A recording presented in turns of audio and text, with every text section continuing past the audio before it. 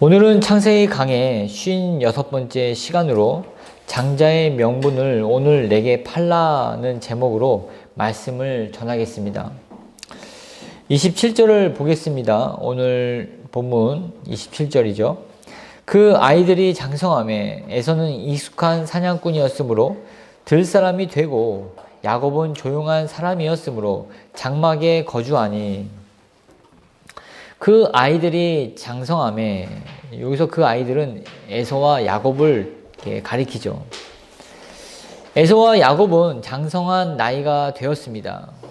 주로 이 둘의 나이를 17살 정도로 추정하는 것이 보통입니다.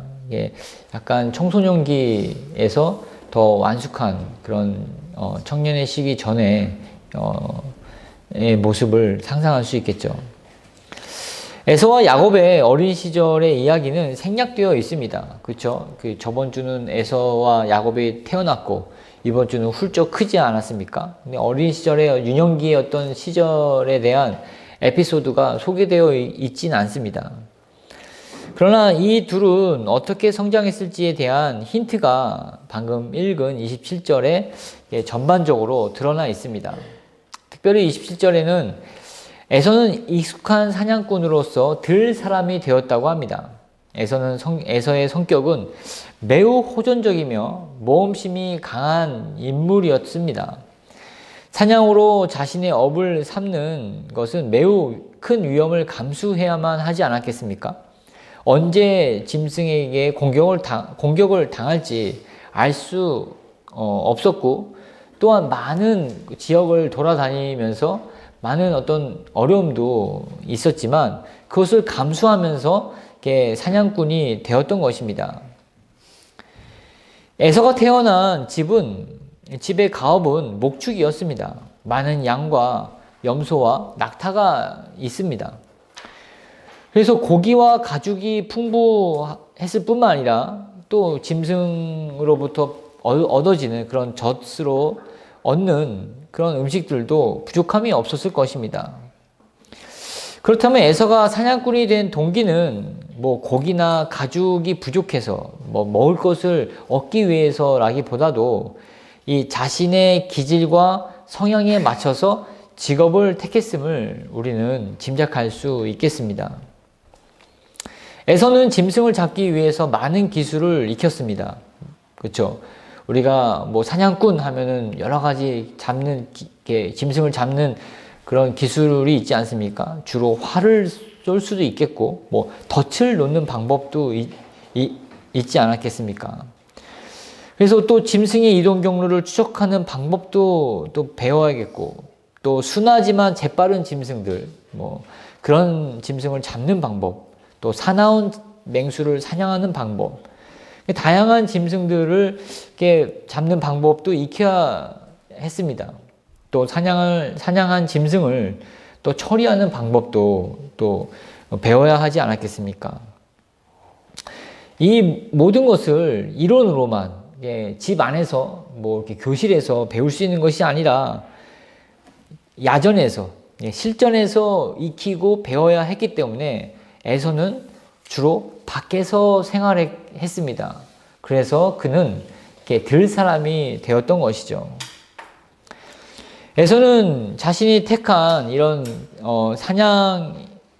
사냥꾼이라는 그 직업을 더 잘하기 위해서, 사냥을 더 잘하기 위해서 강인한 체력을 가져야 했고, 더 나은 사냥 기술을 익혀야 했으며, 또 사냥만 잘해서 되는 것이 아니라 여러 지역을 또 다녀야 했기 때문에 또 낯선 사람들과 좋은 유대 관계를 유지할 수 있는 그런 어떤 친화력도 겸비해야 했습니다.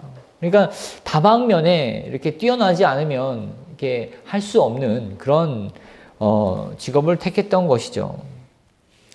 저도 이 부분을 묵상하면서 또 이 성경에서 사냥꾼이라는 직업을 갖고 있는 사람이 또 에서 말고는 또 누가 있을까라고 생각을 해봤더니 또 없더라고요.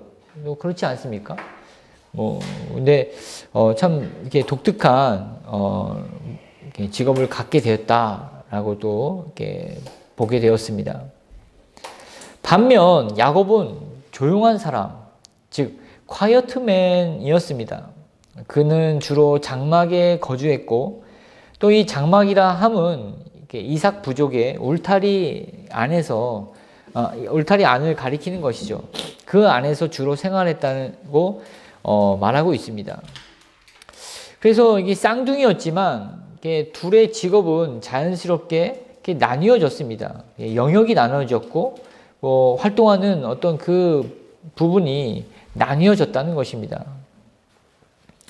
여기서 한 가지 짚고 넘어갈 점은 둘의 직업이 다른 점보다도 집 밖에서는 배울 수 없고 집 안에서만 배울 수 있는 것이 있는데 에서는 집 밖에 주로 있었으므로 배우지 못했고 야곱은 집에 있으므로 배우게 된 것이 있다라는 점입니다. 여러분 혹시 그게 무엇인지 아십니까? 네? 요리. 요리가 아니라 장자의 중요성. 네. 바로 신앙이었습니다. 신앙을 이 이삭의 울타리 밖에서는 배울 수가 없었습니다. 믿음을 이 이삭의 울타리 안에서만 배울 수 있는 것이었죠. 이 장막, 이삭이 거주하는 이 장막, 아버지 이삭의 믿음뿐만 아니라 할아버지 아브라함의 믿음도 배울 수 있는 곳이 바로 이 장막이었다는 것입니다. 이때는 글이 없었죠. 그래서 이 구전으로만 조상들의 역사나 뭐 그런 이야기를, 에피소드들을 들을 수 있었습니다. 에서는 장막을 떠나 들에서 생활하는 시간이 많았으므로 믿음을 배울 기회가 적었습니다. 반면 야곱은 장막을 떠나지 않고 계속 그곳에 머물렀기 때문에 믿음을 배울 수가 있었습니다. 어떻게 배웠겠습니까? 로마서 10장 17절 말씀에서처럼 믿음은 들음에서 나며 들음은 그리스도의 말씀으로 말미암았느니라. 네, 야곱은 이 텍스트, 성경이 없었던 시기에 살았으므로 아버지 이삭과 함께 거하면서 하나님에 대해서 듣고 또 그 그러니까 할아버지 아브라함에 대한 이야기, 또 이삭 자신에 대한 이야기를 들으면서 믿음을 배울 수 있었던 것입니다. 우리가 에서와 야곱의 이야기를 너무나 많이 알고 있지 않습니까? 그래서 이 이야기의 결말을 잘 알고 있기 때문에 두 사람에 대한 선입견이 강하게 우리 안에 이게 내재되어 있어요. 그래서 본문을 왜곡하기 쉬운데, 그래서 그냥 사냥하는 직업은 뭐 이렇게 안 좋게 보고, 뭐 장막 안에 거한 야곱은 이렇게 좋게 보고, 뭐 그렇게 보는 시각이 있습니다. 하지만 사냥하는 직업이든 목축을 하는 직업이든 자기 적성에 맞아 직업을 택하는 것이 잘못된 것이 아닙니다. 그렇지 않습니까? 자기 적성에 따라서, 자기가 잘하는 것에 따라서 직업을 택한다는데 말릴 사람이 누가 있겠습니까? 그러나 무엇이 잘못된 것입니까? 바로 중심을 잃은 삶이 잘못된 것이라는 것입니다. 그래서 우리는 오늘 이 본문으로부터 중심을 잃은 삶, 신앙을 배울 수 있는, 믿음을 배울 수 있는 곳에서 이탈된 삶이 잘못된 것이지, 어떤 직업을 택하든지 그 직업을 뭐 잘됐다 잘못됐다 그렇게 판단해서는 안 된다는 것입니다. 그러나 직업이 나의 어떤 그 믿음 생활에 방해를 한다거나 뭐 신앙의 어떤 성장에 방해를 한다면 우리가 한번 심각하게 고민을 해볼 필요는 있겠죠. 나중에 다룰 본문이겠지만 장자권을 소홀히 여긴 에서나 그것을 이렇게 상대의 약점을 이용해서 장자권을 취득한 야곱 모두가 미숙한 모습을 보이지 않습니까? 그래서 에서나 야곱이나 누구 한 사람이 뭐 보다 낳고 뭐 보다 못하고 그런 어떤 저울질을 하면서 우리는 본문을 읽지 않아야 된다는 것입니다. 매우 객관적이며 복음의 관점에서 이 둘을 조명해 봐야 한다는 것이죠.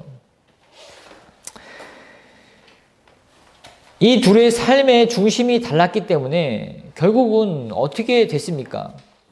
한쪽은 믿음의 계보에서 이탈되고 한쪽은 믿음의 계보를 잇게 되었습니다. 삶의 중심이 얼마나 중요한지를 우리는 이 본문을 통해서 이렇게 알아야 한다는 것입니다. 다음 28절을 보겠습니다. 이삭은 에서가 사냥한 고기를 좋아하므로 그를 사랑하고 리브가는 야곱을 사랑하였더라. 이 구절의 내용은 매우 안타깝죠. 아들 둘이 있는데 하나는 아버지의 사랑을 받고 다른 하나는 엄마의 사랑을 받았다는 얘기입니다. 이삭은 에서의 사냥한 고기를 좋아했습니다. 이삭은 에서의 사냥 재주를 매우 좋게 여긴 것 같습니다.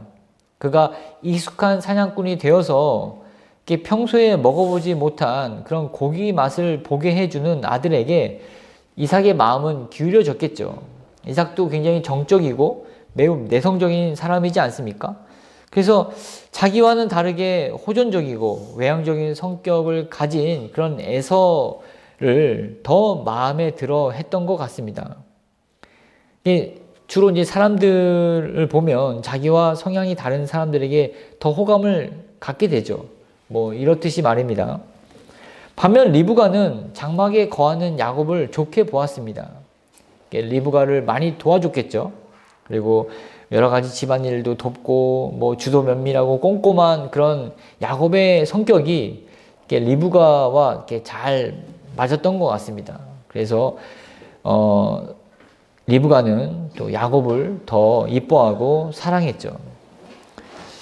부모가 자식들을 대할 때 뭐 우리가 이런 말을 하지 않습니까? 10손가락 깨물어 아프지 않은 손가락이 없다. 네, 아프지 않은 손가락은 없습니다. 그러나 자식이 이게 많으면 속속이는 자식이 있고 자기를 잘 따르는 자식이 있는데 자기를 잘 따르는 자식을 향해서 더 눈에 박히는 것이 또 이렇게 부모의 어떤 마음입니다. 자연스럽죠. 사람이라면 그럴 수 있기 마련이지만 어떤 이것이 지나쳐서 어떤 선호의 성향이 편애로 치닫고 또 그 상대에게 상처를 주는 상황에까지 이르면 문제가 생기기 마련이지 않습니까? 오늘 본문에서 또 그런 내용이 이렇게 드러나진 않지만 이렇게 좀 암시되어진 내용이라고 볼 수가 있습니다. 마치 창세기 39장 6절 말씀처럼 말입니다. 창세기 39장 6절에는 요셉은 용모가 빼어나고 아름다웠더라 라는 말을 이렇게 기술하고 있습니다.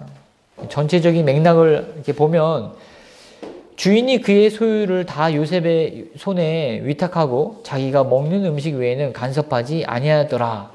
요셉은 용모가 빼어나고 아름다웠더라.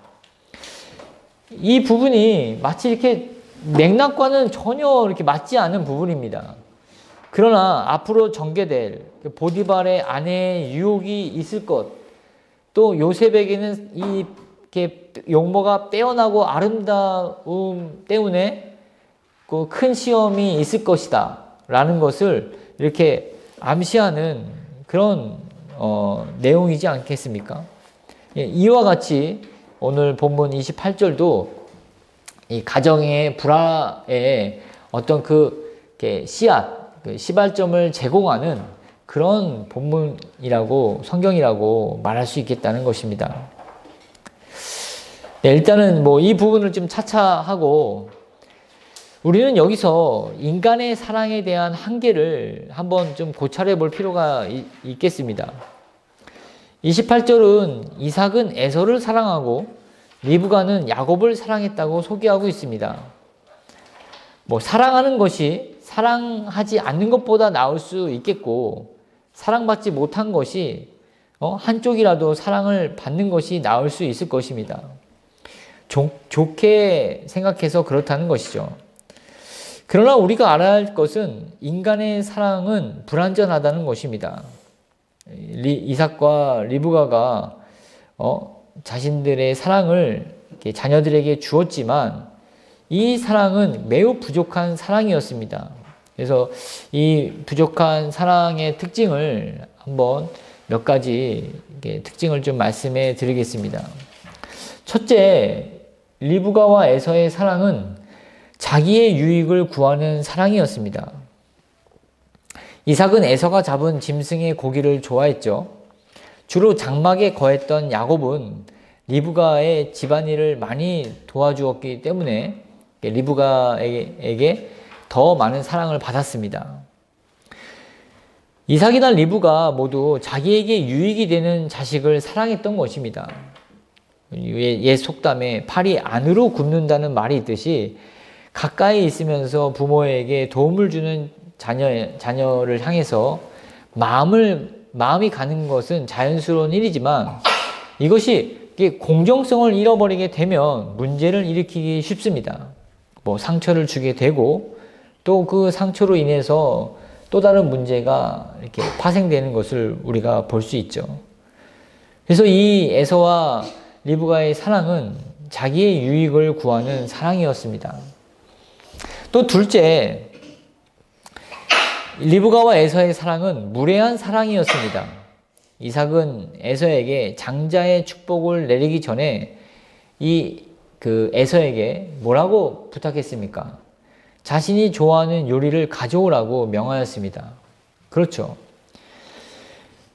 또 이 말을 들은 리브가는 야곱으로 하여금 아버지를 속이도록 하였습니다. 자기의 유익을 구하는 정도가 넘어서자 이 사랑은 무례한 사랑으로 이르게 된 것입니다. 여러분 한번 생각해 보십시오. 이삭이 가지고 있는 이 장자권은 이삭이 스스로 만들어낸 것입니까? 이삭이 어떤 노력으로 인해서 취득된 것입니까? 아닙니다. 하나님으로부터 받은 그런 축복권이죠. 그런데 이것을 줄 때에도 거저 받았으니 거저 줘야 되는데 자기가 좋아하는 요리를 가져오라고, 그래서 마음에 어떤 배불리 먹고 흡족한 마음으로 너를 축복해 주겠다고 합니다. 조건을 달아서는 안 될 그런 부분에 있어서 이삭은 조건을 달게 된 것이죠. 그래서 이 조건이 발목을 잡게 돼서 결국 가정이 돌이킬 수 없는 그런 어떤 깨지는 그런 부분들을 야기하고 맙니다.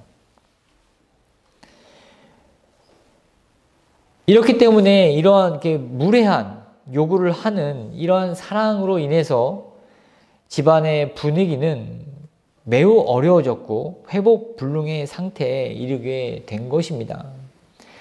또 세 번째는 이삭과 리브가의 어떤 사랑의 특징은 성숙하지 못한 어린 사랑이었습니다. 풋사랑이라고 하죠. 자신들의 사랑이 형제 우애를 돕는 게 아니라 오히려 형제 우애를 더욱 깨트리고 있음을 조금 일찍 직감했더라면 반성하고 또 그 사랑의 어떤 성향과 크기를 더욱 넓고 깊게 키워나가서 온전한 모습으로 이렇게 사랑을 이렇게 했을 텐데 이렇게 배우지 못했습니다. 어린 상태의 그런 모습으로 계속 사랑했던 것이죠. 그러다 보니까 두 자식도 매우 사이가 안 좋았고 마치 이렇게 편이 갈라져 있는, 보이지 않는 그런 경계의 선이 이 가정에게 드리워졌던 것입니다. 이삭과 리브가는 성숙하지 못하고 어린 아이가 사랑하는 모습 그대로 멈춰 있는 것을 우리는 확인할 수 있습니다. 하나님이 이삭과 리브가를 통해서 우리에게 말씀하시는 부분은 사랑을 더욱더 배워서 그 사랑을 키워나가라고 우리에게 말씀하십니다. 바울도 에베소서 3장 18, 19절에 능히 모든 성도와 함께 지식에 넘치는 그리스도의 사랑을 알고 그 너비와 길이와 높이와 길이가 어떠함을 깨달아 하나님의 모든 충만하신 것으로 너희에게 충만하게 하시기를 구하노라.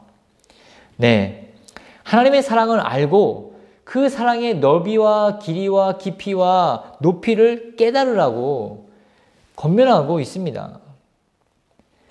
하나님, 바울이 그리스도의 사랑 안에서 거하면서 그 사랑이 얼마나 깊은지를 매일매일 깨달아 가면서 더욱더 그 복음 전도에 대한 열망을 키워나가지 않았습니까? 그래서 에베소 교인들에게도 자기와 같이 하나님의 사랑을 더욱더 깊이 있게 깨닫기를 권하는 권면을 했던 것입니다. 여러분, 무엇보다 여러분이 가지고 있는 그 사랑에 성숙해지도록 노력하십시오. 복음은 사랑입니다. 그리스도의 생명을 죄인에게 내어주심으로 나음을 입은 그 사랑의 결정체가 바로 복음입니다. 이삭과 리브가 부부처럼 자기 유익을 구하고 또 무례히 행하는 그러한 어떤 어린 사랑이 아니라 모든 것을 다 내어줌으로써 하나님의 그 생명을 그 죄인들에게 안겨주고 그 생명이 풍성하게 될 때까지 보호하시고 인도하시며 또 길이 보존하시는 사랑이 바로 복음 안에 담겨져 있는 하나님의 사랑입니다.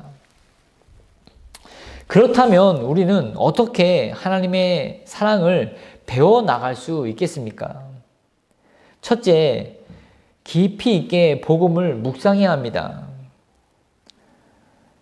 이 방법은 물론 제일 좋은 것은 성경을 통해서 복음을 묵상하는 것이죠. 또한 복음을 자세히 풀어놓은 그 신앙 서적의 도움을 받는 것도 매우 좋은 방법입니다.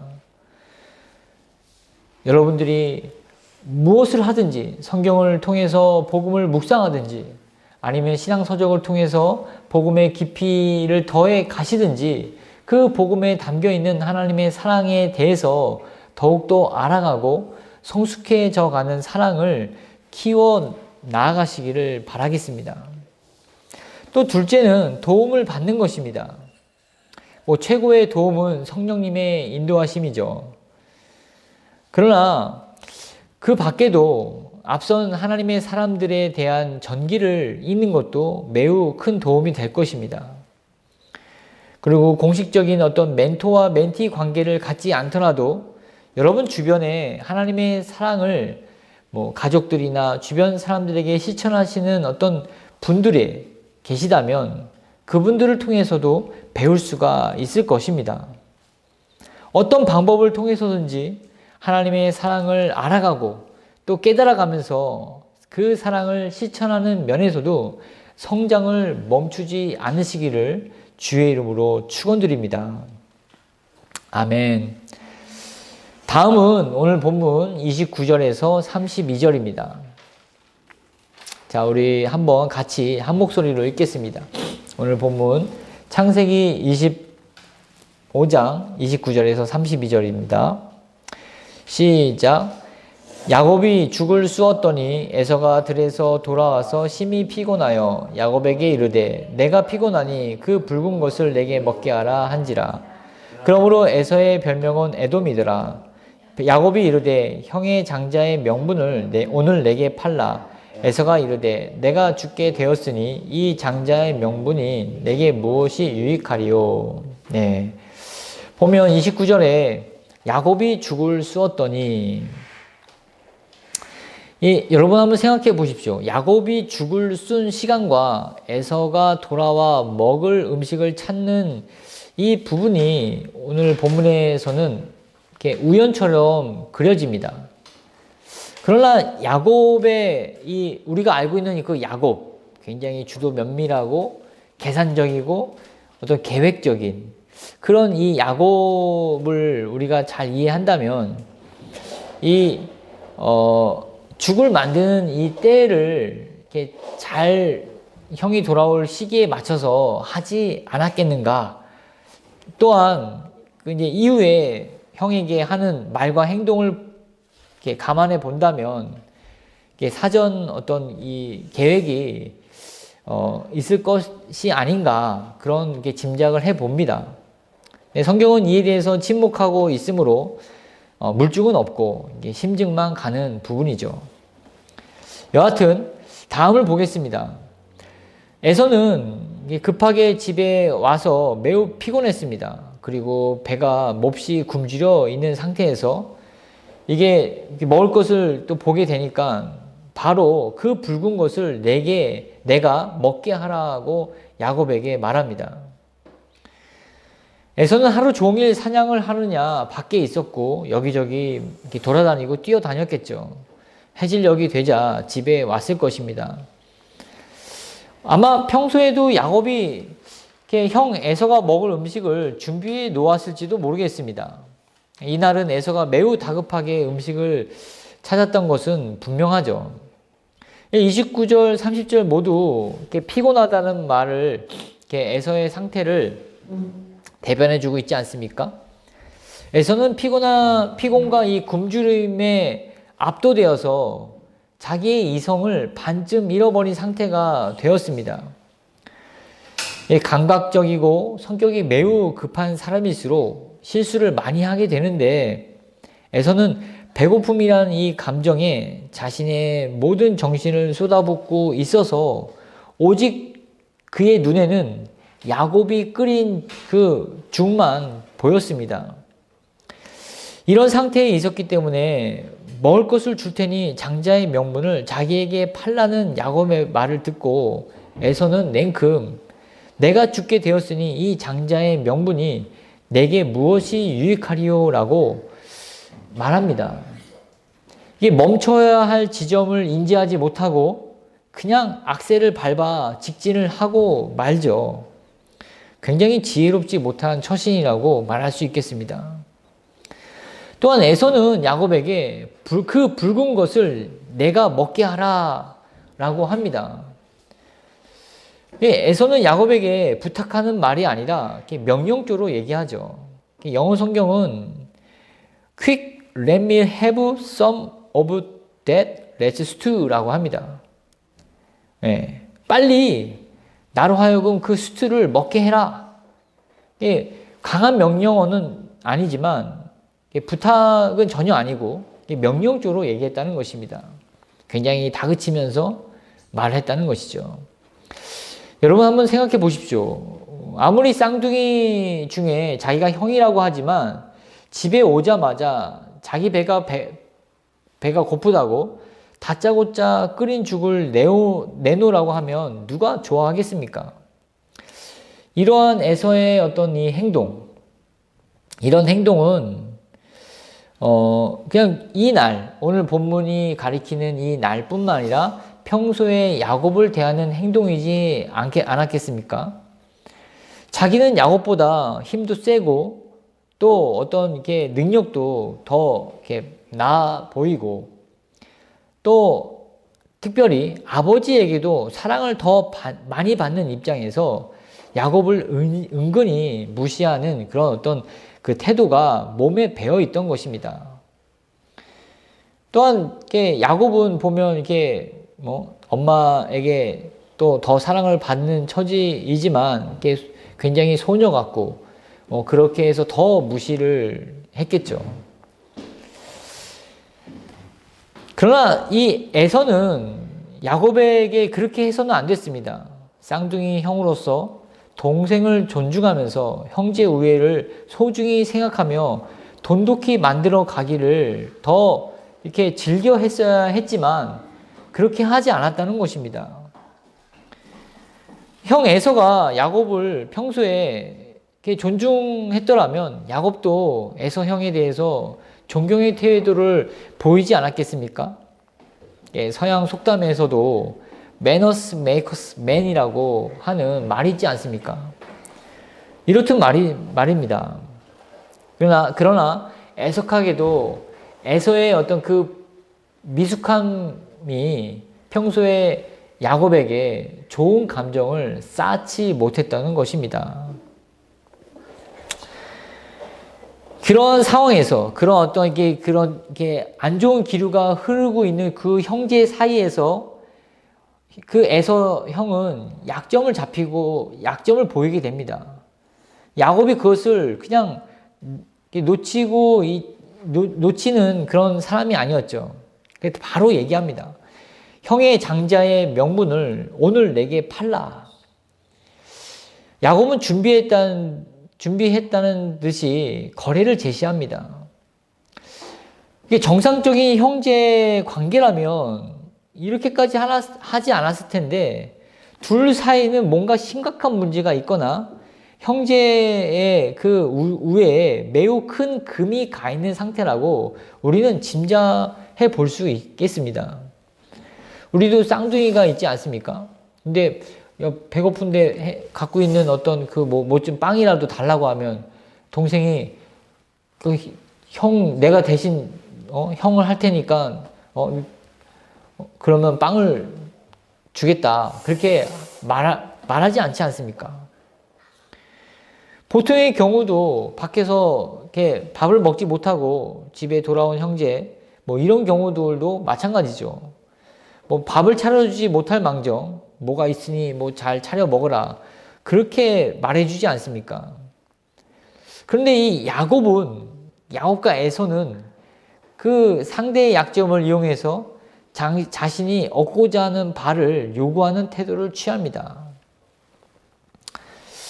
저는 오늘 본문의 이 에서와 야곱의 이 두 사람의 태도에 있어서 이렇게 누구는 나쁘고 누구는 좋고 누구는 육신적이고 누구는 뭐 영적이고 뭐 그렇게 해석을 하지 않으려고 합니다. 매우 중립적으로 해석을 하려고 합니다. 왜냐하면 두 사람은 매우 미숙한 상태에 있었고 그 미숙함을 이렇게 보여주고 있기 때문입니다. 제가 지금 이제 말씀드린 미숙한 상태라는 것은 인격적으로 서로 존중이 없는, 철없는 상태라는 말씀입니다. 이것이 어떻게 드러나고 있습니까? 에서는 하나님이 주신 장자의 특권을 소홀히 생각하고 허기를 채우기 위한 죽 한 그릇 값으로 이렇게 여기는 그런 미숙함을 보이고 있다는 것입니다. 야곱에게 있어서는 뭐 장자의 특권을 사모하는 것은 매우 좋은 일이었으나 그것을 취하는 방법에 있어서 하나님이 원하시는 방법이 아닌 오히려 하나님이 싫어하시는 방법, 즉 자기 지혜와 자기 힘으로 이렇게 얻는 방법을 취한 모습, 또 이런 모습 또한 미숙한 모습이라는 것이죠. 그렇기 때문에 이 에서와 야곱은 같은 미숙한 모습을 우리에게 보여주고 있다는 것입니다. 이러한 미숙한 모습은 누구에게나 가지고 있지 않습니까? 뭐 굉장히 서툴고 실수도 많이 하고 때로는 흥분해서 막 오버하고 그래서 또 어떤 더 큰 실수를 야기하는 그런 모습, 또 이렇게 실수를 했지만 또 이렇게 반성할 줄 모르는 모습, 뭐 그런 철없는 모습을 누구에게나 뭐 가지고 있습니다. 이런 모습은 뭐 굉장히 자연스럽죠. 뭐 성숙에 대한 발판을 가질 수도 있고 또 반성의 어떤 기미를 또 가질 수가 있습니다. 그러나 이 미숙을 우리가 뭐 이렇게 뭐 잘못됐다, 잘됐다라고 판단하기는 매우 이르죠. 왜냐하면 그 이 미숙한 상태로 남아있는 것이 더 문제이지 않습니까? 더 나아가서 오늘 본문 33절과 34절을 한번 보겠습니다. 야곱이 이르되 오늘 내게 맹세하라. 에서가 맹세하고 장자의 명분을 야곱에게 판지라. 34절 야곱이 떡과 팥죽을 에서에게 주매 에서가 먹으며 마시고 일어나 갔으니 에서가 장자의 명분을 가볍게 여김이었더라. 네, 한번 보십시오. 오늘 본문 34절에 에서가 일어나 갔으니 에서는 자기 배가 부를 때까지 야곱이 주는 떡과 팥죽을 먹었습니다. 그러나 배가 불러왔을 때 보통의 사람들은 제정신이 들어서 내가 지금 무슨 짓을 한 거지? 라고 하면서 자기가 한 행동에 대해서 돌아보지 않습니까? 그리고 그것이 잘못된 행동이고 선택이었다면 반드시 후회합니다. 그리고 돌이켜서 뭐 용서를 구하거나 아니면 사과를 하거나 뭐 그런 행동을 취하지 않습니까? 그러나 에서에게는 그러한 모습이 보이지 않습니다. 성경은 뭐라고 말씀하고 있습니까? 에서는 일어나 갔다. 에서는 아무런 영적인 감각이 없는 사람이었습니다. 선을 넘었지만 자신이 지금 어떤 선을 넘었는지조차 깨닫지 못한 사람이 바로 에서였습니다. 돌이킬 수 있는 기회는 이미 지나갔지만 그것에 대해서 후회하고 통탄해하면서 교훈으로 삼을 수 있는 기회가 있었음에도 불구하고 스스로 그 기회를 내쳐버리고 더 육신을 따르는 삶을 택하며 밖으로 나가게 된 것입니다. 자기의 영역으로 다시 돌아갔던 것입니다. 배울 수 있는 기회, 장자의 권이 얼마나 귀한지, 얼마나 소중한지를 집에서 배울 수 있었지만 다시 밖으로 나갔던 것입니다. 그런데 여러분, 에서만 이러했겠습니까? 야곱도 마찬가지였습니다. 자기가 형에게 너무했다는 반성의 태도로 형에게 용서를 구하지 않고 형도 이제 자기 마음대로 할 수 있게 되었으니 아버지도 쉽게 속일 수 있다고 생각하는 그 지점까지 나아가는 발판을 팥죽 한 그릇으로 마련했던 것입니다. 그래서 야곱은 어떻게 했습니까? 형의 약점을 잡아 장자권을 뺏은 그 기세로 나중에 아버지를 속여서 장자의 축복을 받지 않습니까? 그래서 잘 됐습니까? 아닙니다. 도망치는 신세가 되었고 삼촌 라반의 집에서 그 값을 톡톡하게 치르게 되지 않았습니까? 우리는 우리의 신앙과 믿음을 어떻게 해야 되는지 이 에서와 야곱을 통해서 배워야 된다는 것입니다. 바로 반성해야 되며 또 점검해야 된다는 것입니다. 이 반성과 또 점검이 없는 이 두 형제는 매우 큰 고생을 하고 매우 하나님의 어떤 섭리를 따르지 못해서 더 돌아가는 그런 인생을 살게 되었습니다. 우리도 실수를 하고 잘못을 저지릅니다. 이에 대해서 우리는 자신의 허물과 미숙함을 발견하며 우리의 죄를 사해 주신 예수 그리스도를 바라봐야 한다는 것입니다. 에서가 장자의 명분을 가볍게 여김이었더라. 에서가 장자의 명분을 가볍게 여김으로 장자권을 팔아 빼앗기는 상태에 이르게 되었습니다. 이것은 하나님의 사인이었습니다. 영적인 감각이 없던 에서는 자기 배가 부르자 밖으로 나갔지만 여러분들은 에서와 같이 행동해서는 안 됩니다.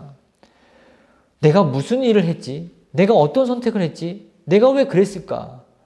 곰곰이 생각해 보고 어떠한 자신의 어떤 미흡함과 실수의 어떤 부분들을 반성의 기회로 삼을 뿐 아니라 회복의 전환점이자 영적 성장의 어떤 발판으로 삼아야 할 것입니다. 여러분, 첫사랑을 잃어버린 에베소 교회에게 내리신 처방을 한번 보십시오.